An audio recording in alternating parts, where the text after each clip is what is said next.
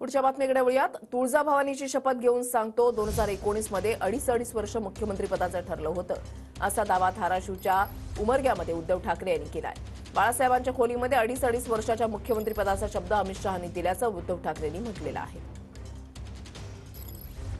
मातेचं मंदिर आहे आणि तिची शपथ घेऊन मी तुम्हाला सांगतोय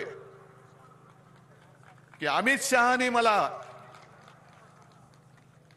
अडीच वर्षाचं मुख्यमंत्री पद आपण दोघं मिळून वाटून घेऊ। शिवसेनेला 2.5 वर्ष आणि भारतीय जनता पक्षाला 2.5 वर्ष, हे मी तुळजाभवानीची शपथ घेऊन सांगतोय। हिंदू हृदय सम्राट बाळासाहेबांच्या खोलीमध्ये त्यांनी दिलं होतं आणि त्या भवानी मातेच्या साक्षीने मी तुम्हाला सांगतोय की हे जे घडलं होतं ते खरं घडलं होतं। अमित शहा खोटं बोलतायत, हे मी तुळजाभवानीची शपथ घेऊन सांगतोय। पूर्ण निवडणुकीमध्ये आमच्या नेतृत्वानं आमचे महाराष्ट्राचे पुढचे मुख्यमंत्री हे देवेंद्र फडणवीस असं म्हणलं। त्या स्टेजवर सारे शिवसेनेचे नेते त्यावेळेस होते, पण कोण्याही शिवसेनेच्या नेत्यानं किंवा उद्धव ठाकरेंना कधीही ऑब्जेक्शन घेतलं नाही।